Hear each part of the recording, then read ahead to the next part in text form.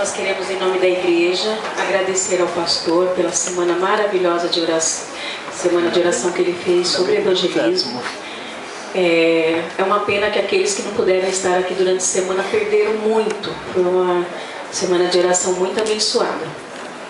E nós queremos, em nome da igreja, agradecer ao pastor, entregar uma pequena lembrança. E nós esperamos que muito em breve nós podemos ter o Senhor aqui conosco novamente, pregando para nós. Que Deus possa abençoar.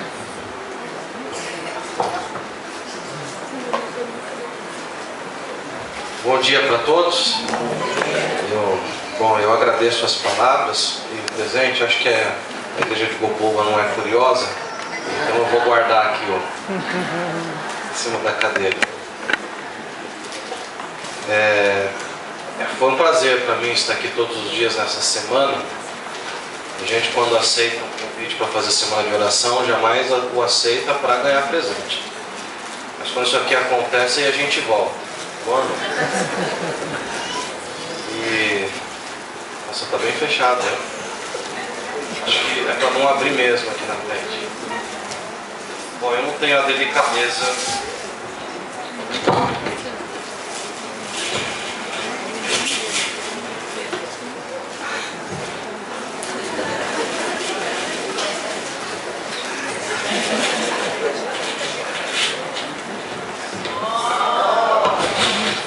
Tem que falar?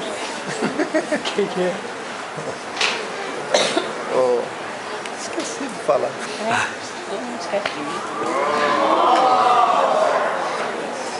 Tem mais a gravata aí.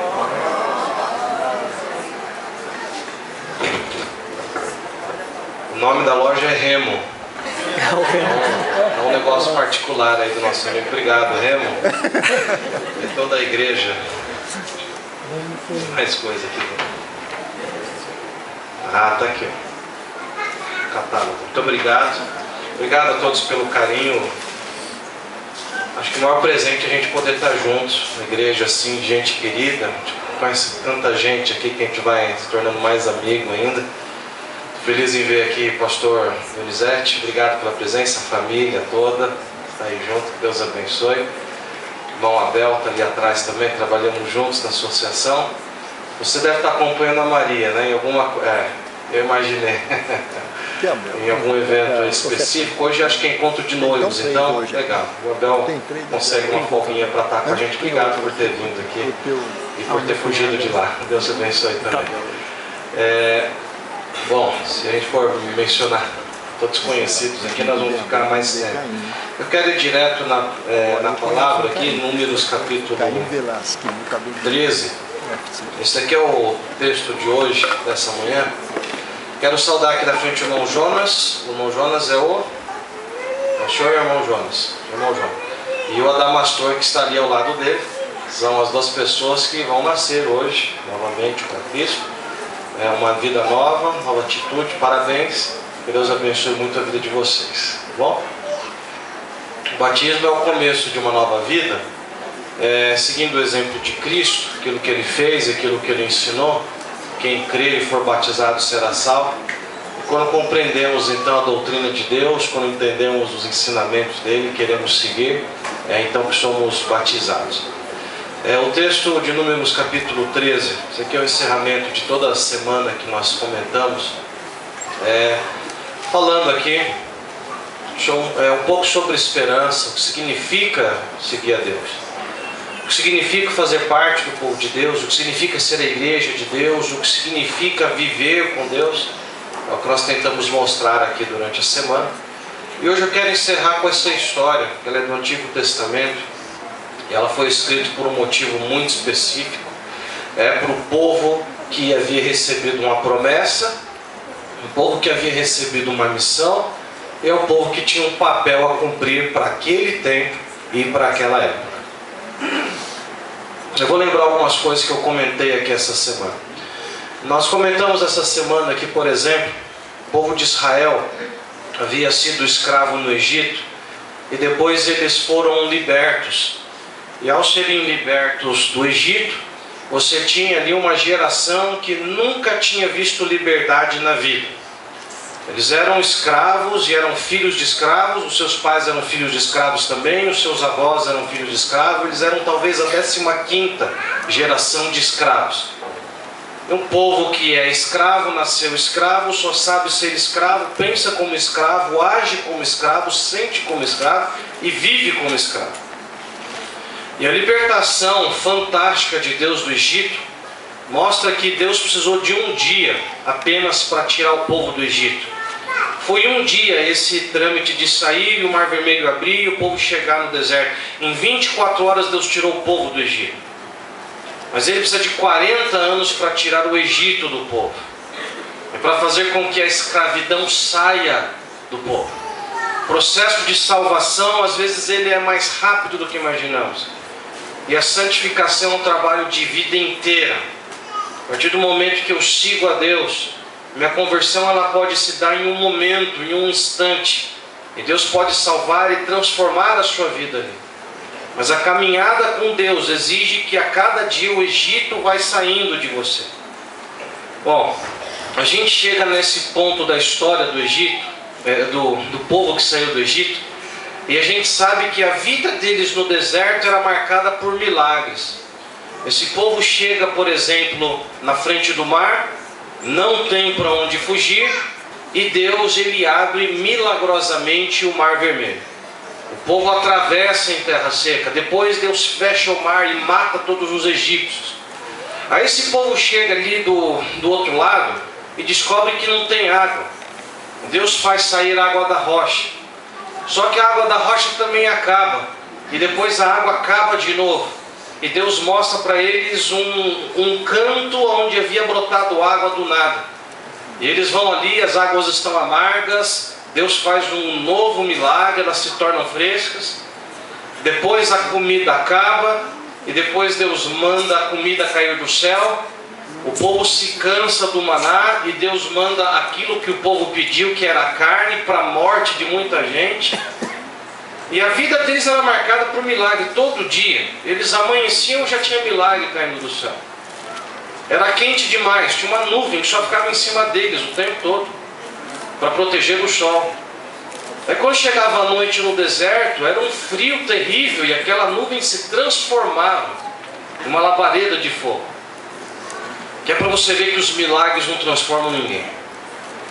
Isso é uma coisa que é clara na Bíblia, é que milagre não é marca de transformação, não é fator decisivo de conversão.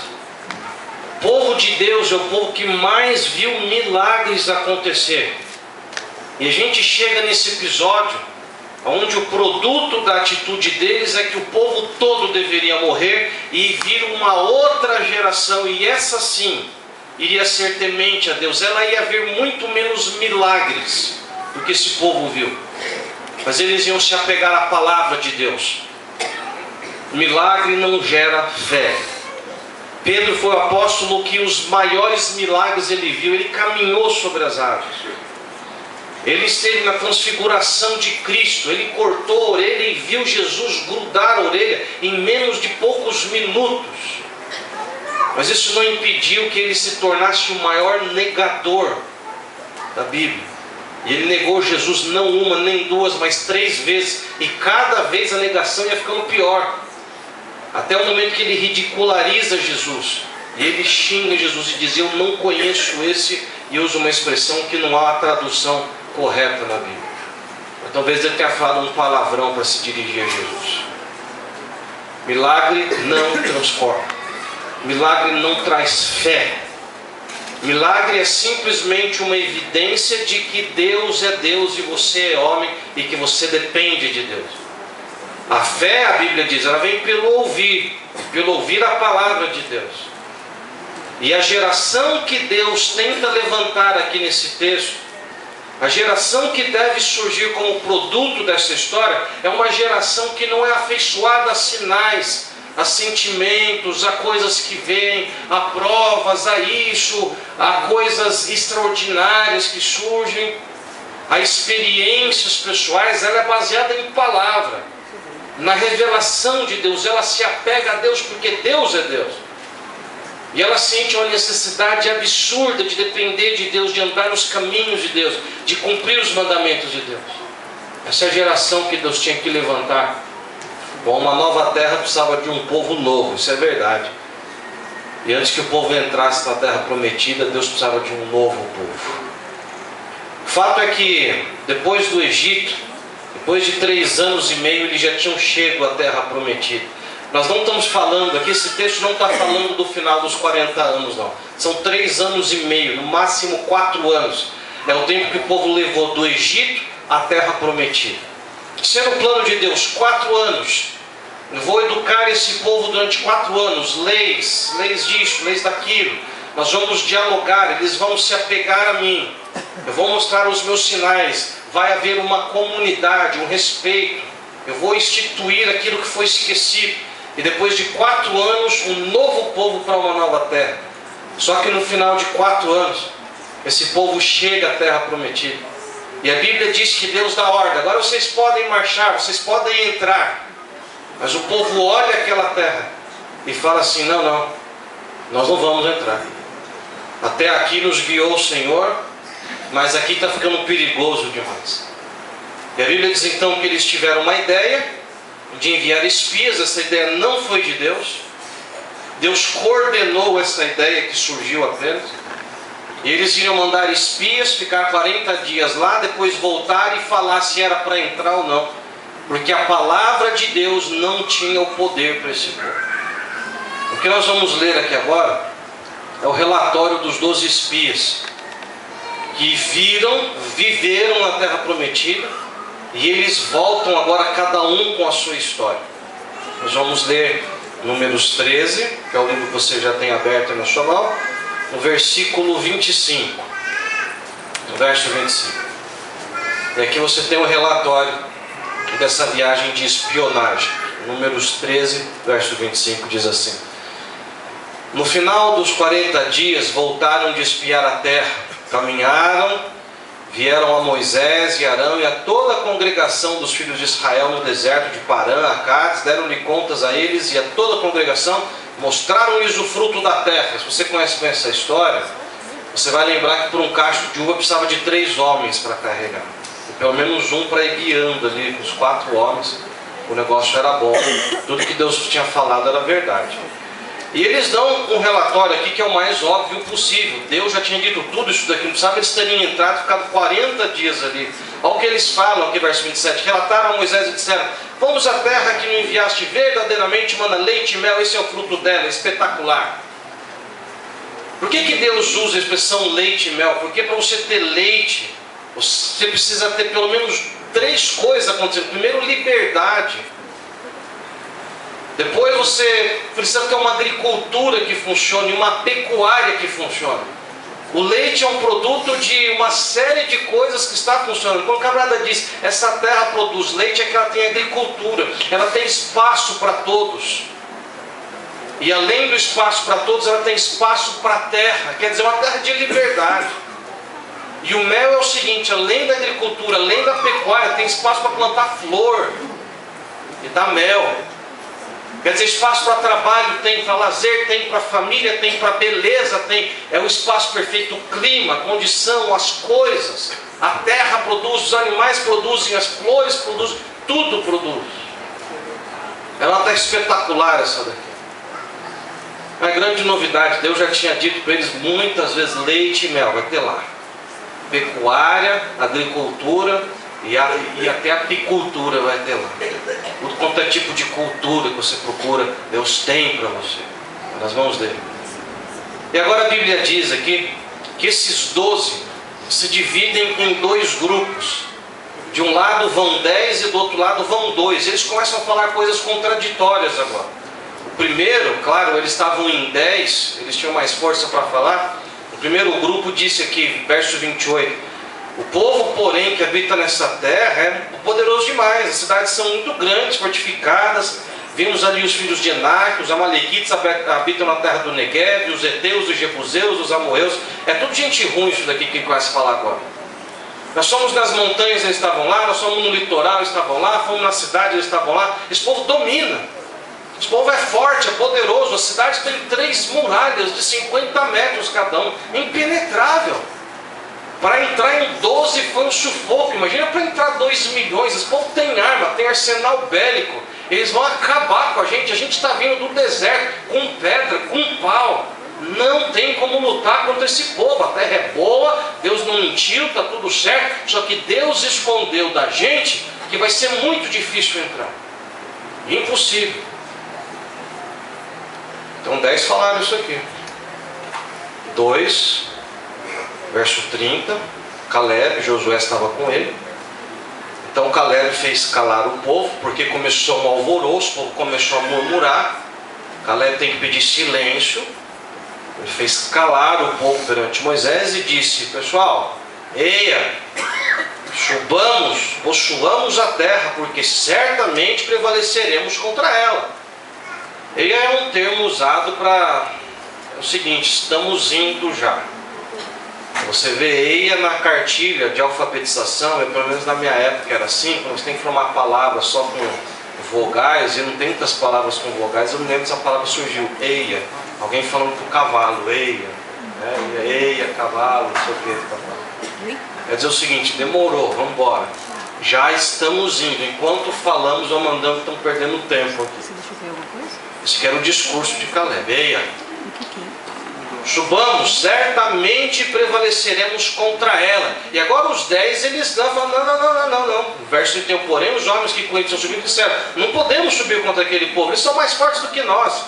Verso 32, e diante dos filhos de Israel infamaram a terra que haviam espiado, dizendo: pessoal, a terra pelo meio do qual passamos a espiar devora os seus moradores. Todo o povo que vimos nela, todo o povo, era homem, era mulher, era criança, eram gigantes, grande estatura. Vimos ali os gigantes, verso 33, e a Bíblia abre parênteses para confirmar e falar: não, realmente, os filhos de Enac são descendentes de gigantes. Fecha parênteses, e a conclusão final que eles dão aqui, os 10: e éramos aos nossos próprios olhos como que gafanhotos, e assim também o éramos aos seus olhos. Relatório, né? Essa semana alguém me mandou um vídeo, propaganda da Folha, da década de 80. Eu não sei quem lembra, mas quando eu vi eu me lembrei isso aqui. Eu era criancinha, mas eu me lembro. Alguém ia narrando, e havia um monte de pontilhado assim no vídeo. Você sabia que era uma foto, mas com um zoom muito para dentro. E conforme ia narrando, o zoom ia saindo, e você ia bem aos poucos lentamente vendo o que ia se formando ali a imagem. E alguém ia narrando, esse camarada aumentou o PIB do seu país em mais de 15 vezes. Ele resgatou a educação. Ele resgatou a autoestima do seu país. Através dele a nação produziu mais. Através dele isso. E começa a falar um monte de coisa extraordinária. Esse camarada colocou as finanças do país em ordem. Esse homem, ele investiu na agricultura, ele fez isso. Na época dele, os marginais foram resgatados e tal. E ia falando assim umas 20 coisas que aquele camarada tinha feito. E dali a pouco, então, a imagem ela sai, você vê o rosto de Hitler ali, desenhado. E daí a mensagem final, né? Essa é uma propaganda do jornal. É possível mentir mesmo falando um monte de verdades. Daí ele faz a propaganda. A Folha não se vende, é o jornal mais comprado, mas não se vende por nada. É o que ele falava ali. Achei interessante isso. É possível você falar um monte de mentira contando só verdade. Esses 10 aqui, eles não estavam mentindo não. Tudo que eles falaram era verdade. Tinha muro lá? Tinha. Tinha gigante? Tinha ou não tinha? Tinha. Tinha gente na praia lá que era perigosa? Tinha. Na cidade? Também. Montanha? Também. O problema não é o que eles falaram, mas o que eles resolveram enxergar. Eu acho que eu contei essa semana aqui um episódio de um pastor amigo meu. A gente estava num concílio. Não me lembro se eu contei. Falo de novo. Uma palestra ali, projeção, e ele com dificuldade de olhar ali atrás. E eu percebi, né? A gente percebe quando a pessoa fica assim, abre e tal. Estava boa a palestra. Ele estava prestando atenção, ele queria ver o que estava escrito, ele não conseguiu. Eu falei assim: você está bem? Ele falou: não. Ele falou: eu estou bem. projetor que não está com problema. Eu falei, não, mas está tudo certo. Ele falou, não, está com problema, eu enxergo bem essa situação. Eu falei, mas se tivesse problema, ia ter mais gente. Ele falou, não, está todo mundo errado, só que estou certo. A camarada veio pela frente, começou a mexer ali no foco do projetor, e quanto mais ele mexia, pior ficava, e o palestrante percebeu, falou, o que você está fazendo aqui, rapaz? Já está atrapalhando minha palestra. Ele voltou envergonhado para trás e ele falou para o Oliveira, olha, agora quebrou de vez o projetor, não tem mais conserto, né? Falei, rapaz, não é aqui que está quebrado, é aqui, ó, o seu olho está quebrado. Às vezes a gente acha que o problema está lá, mas está onde o problema? Está onde? Está aqui, ó. Ah, pastor, meu marido é um problema, ele é um traste, ele é isso, ele é aquilo, não sei o que, tal. Quantas histórias a gente já não ouviu? Não, que o diretor é o problema, meu filho é um santo. Não, que a igreja é um problema. Não, a minha esposa, pastor, é terrível, não sei o que, tal. E a gente sempre acha que o problema nunca está com a gente, o problema. Essa empresa aqui, pastor, não, o meu chefe é problema, o prefeito é problema, tudo é problema. E a gente que não importa onde olha, ela sempre vai enxergar problema. Porque a gente não olha as coisas do jeito que elas são. Nós olhamos das coisas do jeito que nós somos. Quando aqui está com problema, não importa onde você olhar, você vai enxergar problema. Quando a janela de casa está suja, você pode olhar para o paraíso. Pela janela você vai ver sujeira no paraíso. O problema não é o paraíso, o problema é a sujeira da janela. É o óculos, são os olhos. A gente escolhe olhar, enxergar da forma como a gente quer. E os seres humanos, eles enxergam de maneira diferente. Eles observam de maneira diferente. Homens e mulheres, eles enxergam de maneira diferente também. Quando um casal vai a um casamento e eles voltam da festa, se você perguntar para o homem e para a mulher como foi o casamento, eles vão te falar coisas diferentes. Eles viram coisas diferentes no casamento.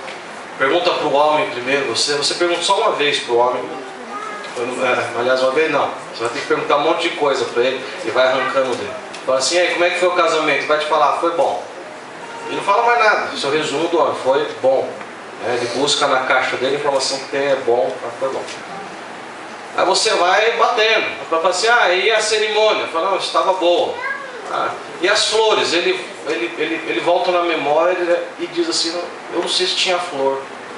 Acho que não tinha flor. Claro que tinha flor, óbvio. O vestido da noiva, como é que era? Ele vai lembrar, ele volta, não, branco, era branco. Não, assim, não, sim, era branco, ele volta. E a comida, como é que estava a comida? A comida estava boa, aí a comida ele lembra, tinha isso, tinha aquilo, tinha não sei o que, fala um pouco mais. Quais dos seus amigos foram? Ele lembra isso daí. Quem ganhou o jogo nesse dia? Ele lembra também. O camarada vai para o casamento. Isso aqui é o que ele enxerga.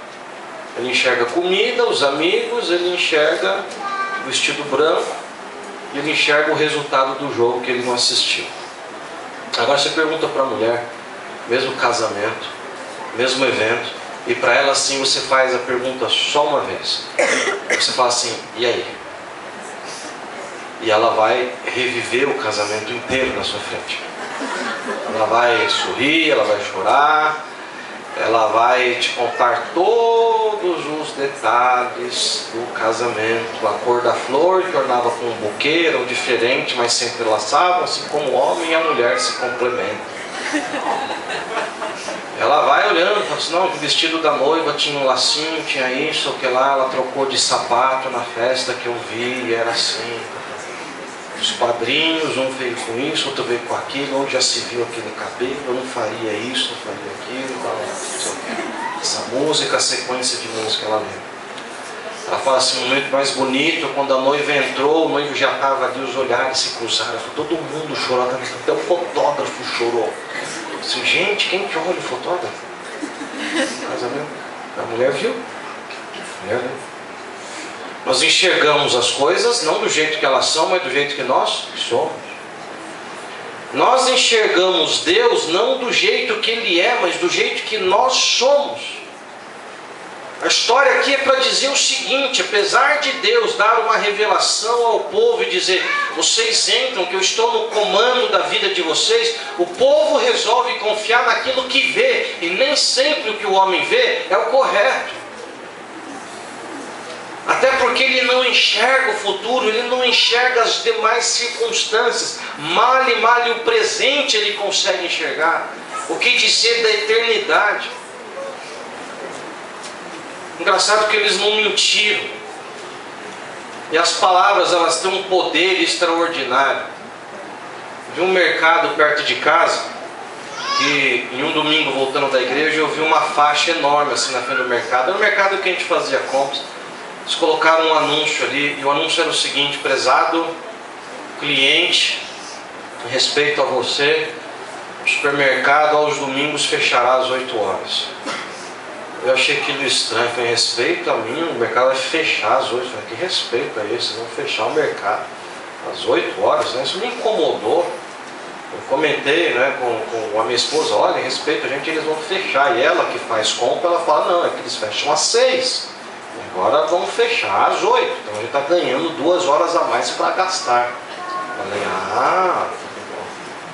eu comentei com um rapaz, um jovem na minha igreja, isso daí, que mexia com marketing. Eu falei assim: rapaz, mas tá estranho isso aí. Me respeita, você vai fechar o mercado às 8 horas. Eu falei, não é estranho isso daí? E ele me explicou o princípio do positivo e negativo e falou assim: é muito estranho. O cara poderia falar a mesma coisa sendo positivo, que a positividade atrai as pessoas mais do que o negativo. Não sei que ele queira causar um impacto assim, mas não é esse o caso dele. Como é que você falaria? Ele falou, simples, muda o verbo, o tempo, a condição, um negócio positivo. Ao invés de falar, o supermercado vai fechar às 8, você diga, o supermercado estará aberto até às 8 horas da manhã. E ele me perguntou, muda alguma coisa? Eu falei, muda. Para mim, muda. Na prática, a gente vai gastar mais de qualquer jeito. Não existe economia. Você não se sente mais bem-vindo? Ele falou, me sinto muito mais bem-vindo. Você vai lá? Eu falei, não vou. Mas esse é o poder das palavras. Salomão já disse que a palavra certa, no tempo certo, na hora certa, da forma certa, tem jeito de falar. A gente que se gaba porque, pastor, eu comigo é assim, eu falo mesmo, que eu tenho que dizer, eu digo, eu não minto, eu sou muito sincero, não sei o que lá, e tem formas de ser sincero. As palavras certas, você pode até falar a verdade, mas criar um rombo no relacionamento, acabar com a família, dividir uma igreja. Muitas formas de mentir contando apenas a verdade, já dizia esse anúncio. As palavras têm um poder incrível. Você tem a forma correta de repreender uma criança, só falando a verdade. Ou você pode acabar com a autoestima dessa criança para sempre, apenas usando palavras e só falando a verdade. Essa questão de sabedoria. Os 10 escolheram as piores palavras possíveis. E a Bíblia diz que eles chegaram e infamaram, o povo ficou infamado. E o capítulo 14 começa dizendo aqui o seguinte, que naquela noite toda a congregação se levantou e gritou em alta voz, e o povo chorou a noite toda. Todos os filhos de Israel murmuraram contra Moisés, contra Arão. E eles começaram a falar, versículo 3, por que nos traz o Senhor essa terra? Para a gente morrer? É para que nossas mulheres e crianças sejam presas? E no verso 4 diz que eles propuseram o seguinte aqui, disseram uns aos outros, vamos levantar um outro capitão, vamos voltar para o Egito. Agora você pensa que pelo testemunho de 10 pessoas, 2 milhões de pessoas foram contaminadas. Começaram a chorar, gritar. E um judeu, quando chora na Bíblia, você sabe que ele está chorando. Ele não disfarça, ele rasga a roupa, puxa o cabelo, joga a cinza. Ele faz o que ele tem que fazer. A cultura da época era essa. 2 milhões de pessoas gritando por causa de uma informação parcial, de uma verdade mentirosa, por causa de uma visão, porque alguém tinha dito que eles eram gafanhotos. Eles acreditaram nisso daí. E com olhos de gafanhoto, esse pessoal olha para trás e diz assim, nós vamos voltar. Conclusão de tudo, Deus não nos ama. Josué ainda tenta falar alguma coisa.